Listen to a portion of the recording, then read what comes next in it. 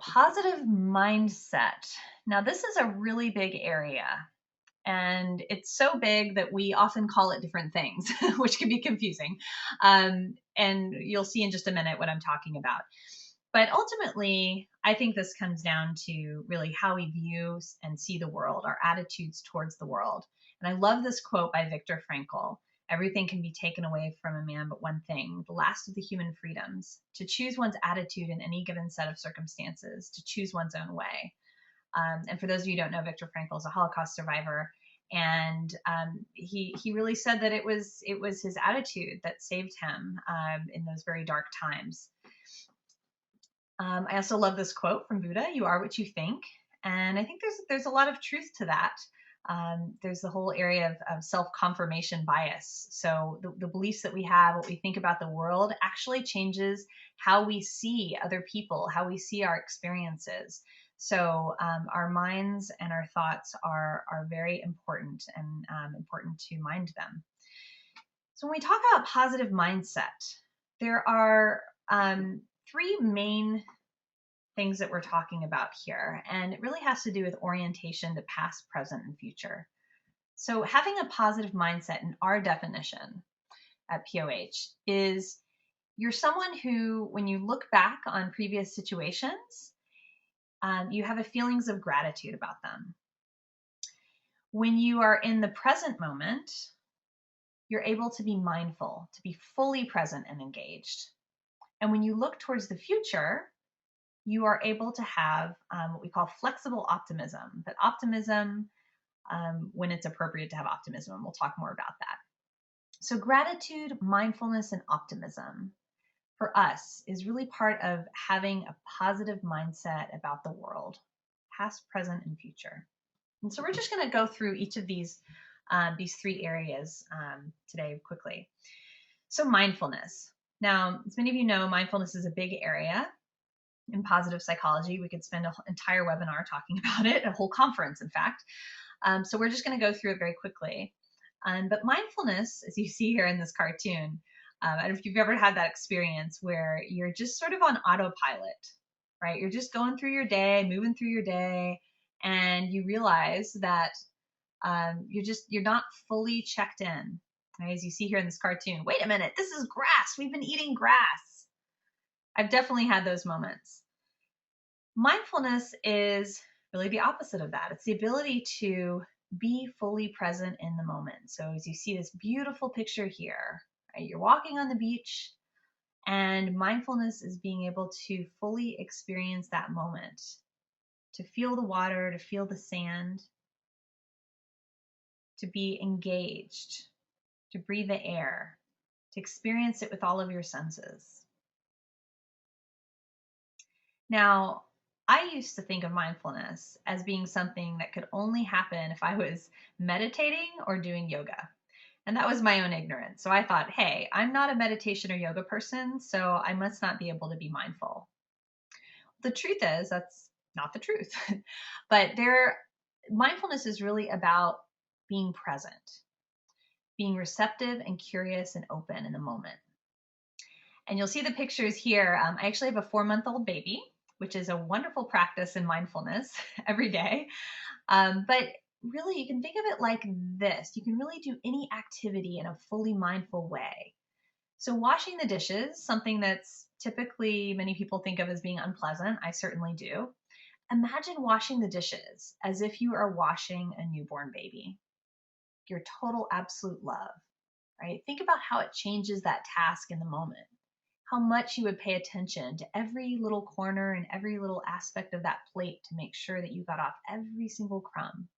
And you'd be so delicate, right? And so aware of what your hands are doing, right? So this is really the practice of being mindful in the moment. And you can do it in a variety of ways. You can be mindful in how you breathe, how you eat, how you walk, and how you do even small activities. Like you can practice mindfulness when you're brushing your teeth, washing your hands, washing the dishes.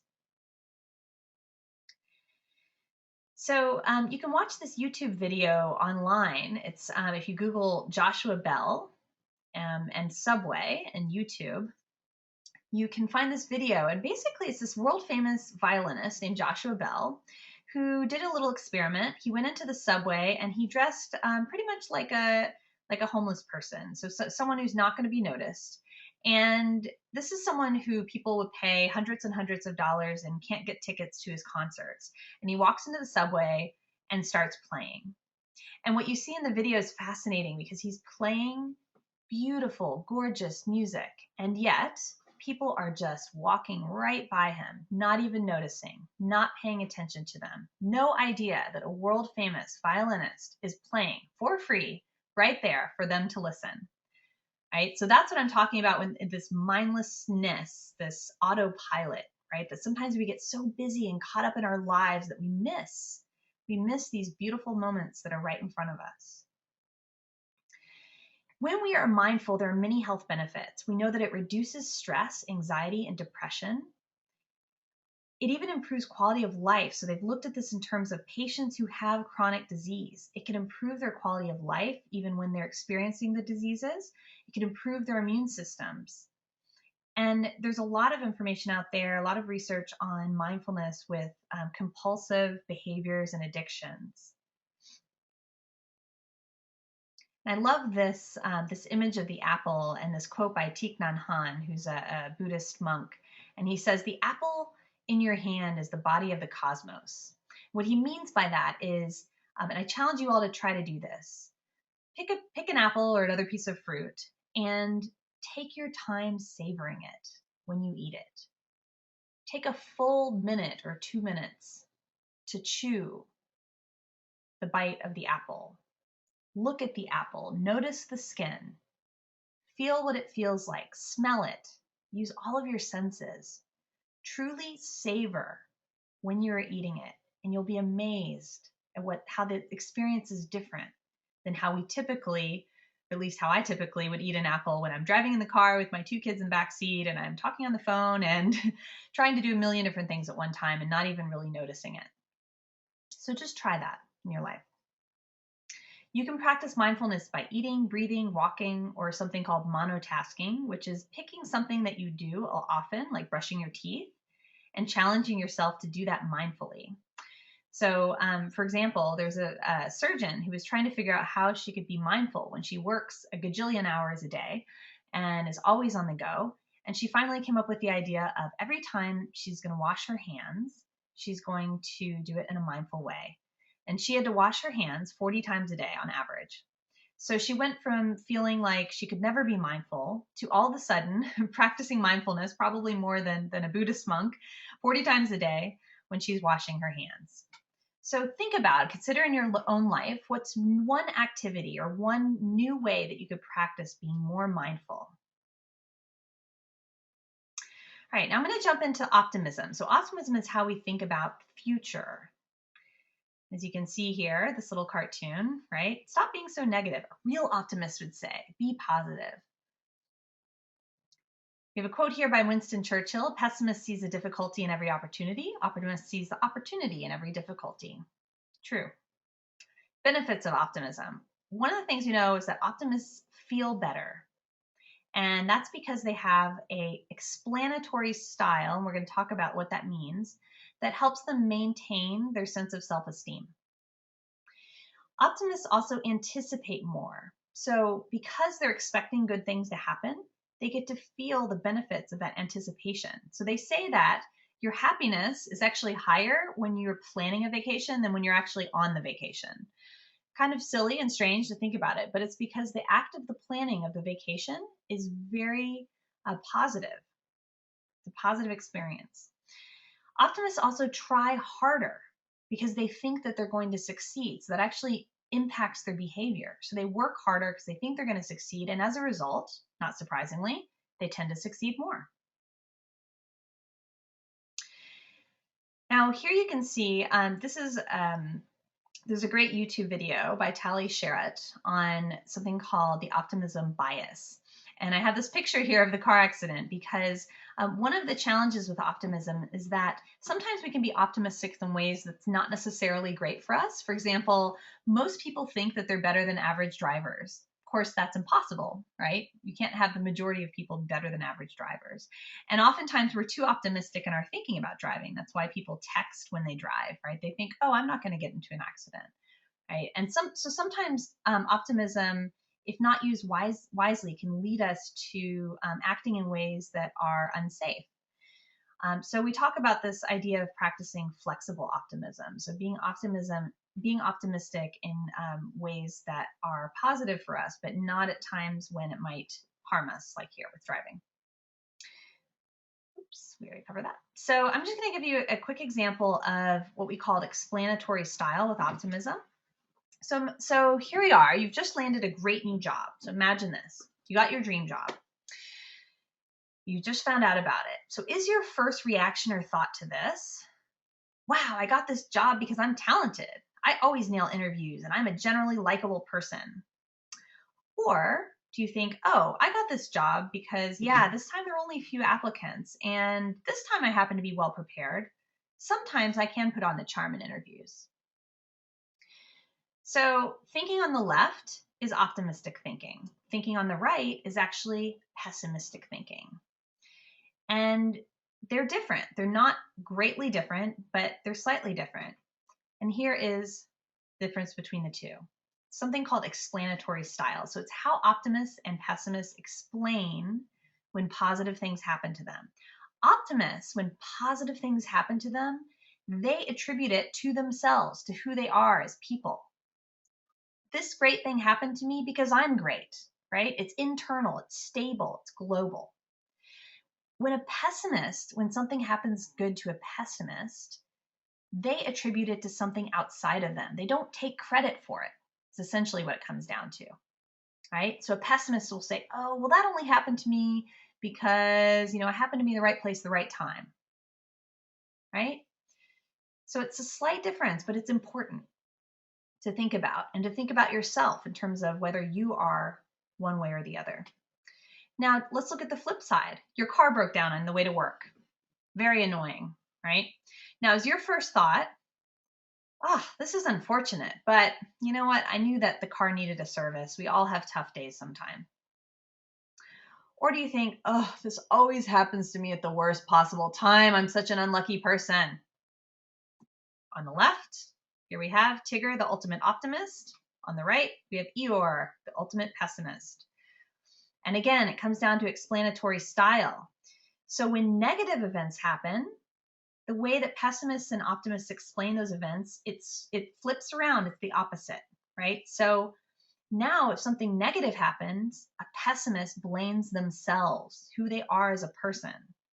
Of course, this always happens to me. I'm unlucky. I attract negativity. Those are pessimistic ways of thinking. The optimist blames it on something external. I knew that I needed to get the car serviced. Sometimes these things just happen. They don't personalize it.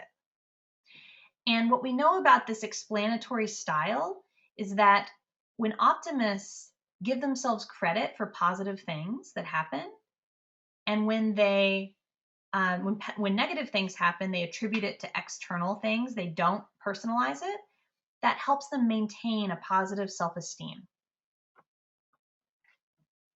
And as you can see here, this is a great example of explanatory style, Michael Jordan. He's missed more than 9,000 shots. He's lost almost 300 games on 26 occasions. He's been entrusted to take the game-winning shot and missed. He's failed over and over again, but that's why he succeeds. So even though he fails, he's optimistic in his thinking. He sticks to it. He doesn't personalize these negative things that happen when he misses these shots. He keeps going. We know that optimists deal with adversity better. There's something that's called post-traumatic growth. So when optimists are faced with adversity, they look for ways to grow from it rather than having it really bring them down. It makes them stronger and they benefit from adversity in the end.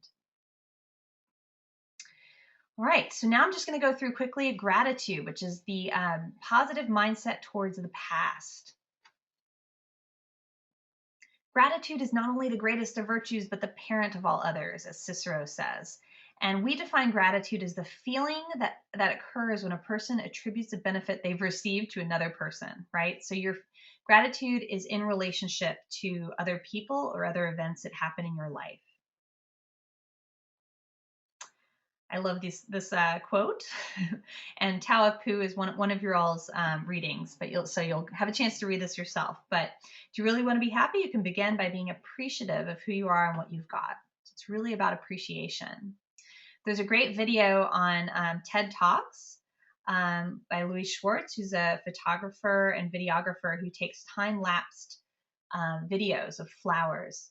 And for him, he talks about this as being an expression of gratitude, right? So gratitude can be an appreciation of the world around us, of things that we may take for granted or not even notice. When we stop to notice them, and we express a gratitude towards them, it can really impact and improve our own happiness and well-being. One great way to do that is through gratitude journaling. There's a lot of research on this. Some of it's mixed, but a few points are clear, which is that gratitude journals certainly don't hurt, and they do increase your positive emotions. So what you can do is write down a few things every day that you feel grateful for. And one thing that's important is to really push yourself to think of new things. So you're not always writing down that you're grateful for X, Y, and Z, but you're trying to notice new things in your life every day. And it really does open up your eyes when you do this. It pushes you to see the world differently.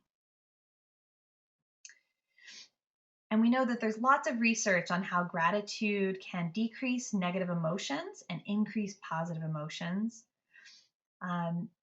And here you see some of the other research findings. We'll go through some of them. So when people express gratitude, they tend to feel closer to others. So if you express gratitude about people that you're in relationship with, it can definitely improve your relationships with them. And one of the ways that you can do that, and this is an application, right, that we talk about, is you can write a letter of gratitude to a person who's changed your life in a positive way. And one of our assignments in the syllabus is to do a shorter version of this. And then you can, once the letter's complete, you can read it to the person or share it with them. And so before we move on to the next correlate, just take a quick moment now to think about 3 things that you are grateful for in this moment.